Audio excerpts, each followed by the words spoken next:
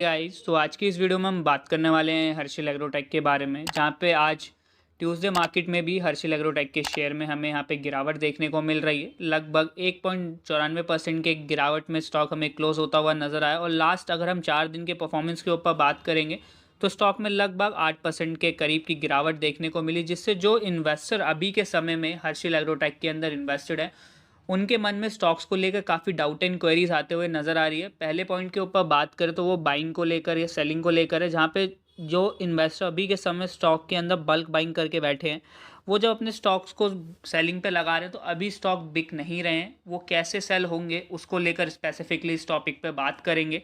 साथ ही बात करेंगे कि आगे हर्षिल एग्रोटेक को लेकर क्या स्ट्रैटेजीज होनी चाहिए, वॉलेटिलिटी में स्टॉक में कैसे कामकाज किया जाए, और अभी के लेवल्स पर हर्षिल एग्रोटेक आगे कैसा परफॉर्म करेगा उसको लेकर भी फोकस करेंगे। क्योंकि हर्षिल एग्रोटेक एक ऐसा शेयर है जिसने लगभग अपने इन्वेस्टर्स को मल्टी बैगर रिटर्न्स दिए। आप समझ सकते हैं कि लगभग स्टॉक ने 6 मंथ के अंदर 795% तक के रिटर्न्स अपने इन्वेस्टर्स को यहाँ से बना के दिए। ओवरऑल अगर हम लास्ट 1 साल के परफॉर्मेंस को लेकर बात करेंगे तो लगभग 4,251% तक के रिटर्न्स बना के दिए। जहाँ पे कंपनी ने जब स्प्लिट अनाउंस किया था 1:10 के रेशियो में, तो स्प्लिट के बाद स्टॉक का जो प्राइस निकल कर आया था लगभग 9 रुपये के आसपास का वो प्राइस देखने को मिला था, क्योंकि स्टॉक ऑलरेडी 97 रुपये के आसपास में स्प्लिट आया, जिसकी वजह से स्टॉक हमें डिस्काउंटेड प्राइस में दिखा। और रिटेल पार्टिसिपेशन ऑलरेडी स्टॉक में काफ़ी हैविली यहाँ पे इन्वेस्टेड देखने को मिले, जहाँ पे उसके बाद से भी स्प्लिट के बाद अगर हम फोकस करें, अगर आप हर्षिल एग्रोटेक को कुछ लंबे टाइम से परफॉर्मेंस वाइज ट्रैक करते होंगे तो आपको पता होगा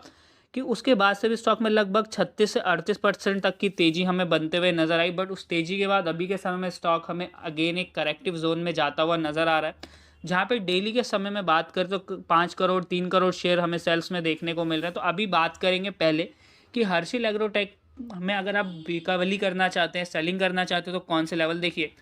अभी में ऑर्डर एग्जीक्यूट होना हर्षिल एग्रोटेक में मुश्किल होता हुआ नज़र आ रहा है। बट अगर आप अर्ली मॉर्निंग ट्राई करें, लगभग 9:15 के आसपास अगर आप हर्षिल एग्रोटेक को लेकर ऑर्डर्स लगाते हैं तो वहाँ पे हो सकता है आपके ऑर्डर्स वहाँ पे एग्जीक्यूट होते हुए नजर आए। क्योंकि बट यहाँ पे जो मेन इश्यूज आ रहा है, जिन्होंने बल्क बाइंग करी हुई है हर्षिल एग्रोटेक के अंदर, वो अपने शेयर्स को यहाँ पे नहीं निकाल पा रहे। तो देखिए, हर्षिल एग्रोटेक एक वॉलीटिलिटी स्टॉक था, जहाँ पे स्टॉक का मार्केट कैप कम होने की वजह से लगभग 641 करोड़ का हमें हर्षिल एग्रोटेक का मार्केट कैप देखना है।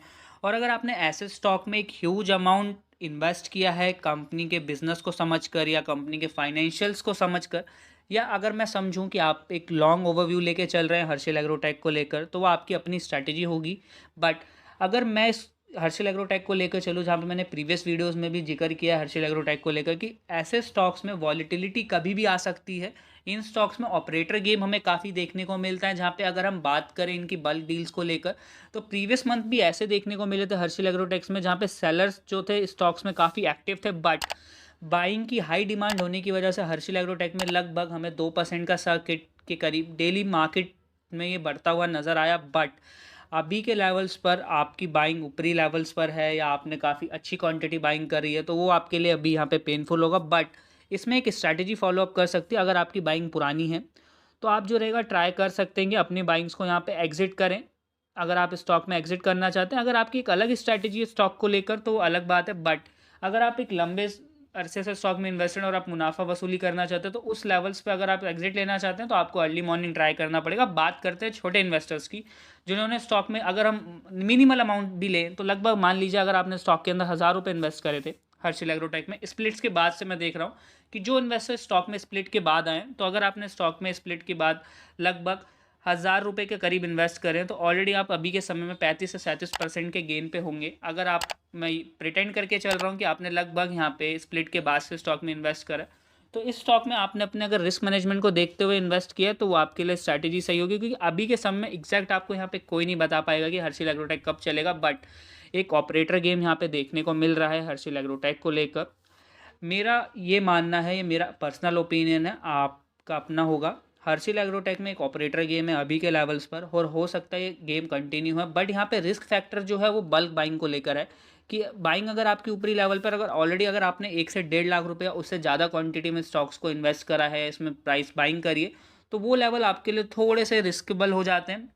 क्योंकि अभी बाइंग नहीं, अभी स्टॉक में बाइंग है ही नहीं। बाइंग ऑलमोस्ट हमें 10-20 हज़ार की आते हुए नज़र आ रही है, उसके अलावा स्टॉक में कोई भी बाइंग नहीं है, तो वो लेवल थोड़े से रिस्केबल होते हैं। बट सजेशन यही रहेगा, कंपनी की फाइनेंशियल्स अच्छे हैं, फाइनेंशियल डेटा कंपनी का स्ट्रांग है, कंपनी एक स्मॉल माइक्रो कैप है, जहाँ पे प्रमोटर्स होल्डिंग में जो इंपॉर्टेंट डेटा है यहाँ पर अगर हम उसको लेकर बात करें, प्रमोटर्स हमें स्टॉक में बिल्कुल अभी के समय में देखने को नहीं मिलते, बट रिटेल पार्टिसिपेशन में ऐसे इन्वेस्टर्स हैं जो कि लगभग उनकी होल्डिंग्स हमें स्टॉक में मेजरली देखने को मिलती है। बट इसमें जो अभी के समय में कॉन्सिक्वेंसेस देखने को मिल रहे हैं स्टॉक्स में वो यही हैं कि बाइंग का प्रेशर ज़्यादा है, अभी के लेवल पे सेलिंग प्रेशर स्टॉक में ज़्यादा देखने को मिल रहा है। वापसी होने के चांसेस हैं कि यहाँ पे हमें फिर से वापसी होते हुए नज़र आएगी बड़े प्लेयर्स की, बट जब तक बड़े प्लेयर्स वापसी करेंगे हो सकता है स्टॉक का रिवाइज प्राइस हमें 10 के आसपास देखने को मिले एंड 10 रुपये के बाद स्टॉक अगेन रिवाइज करे।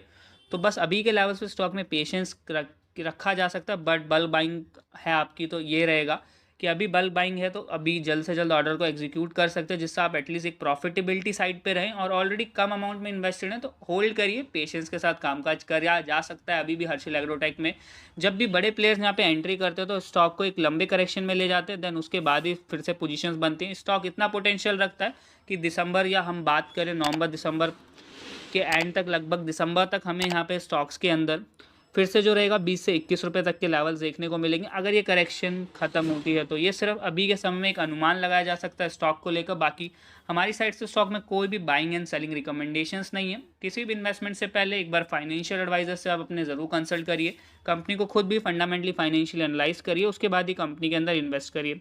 Thank you for the watching guys.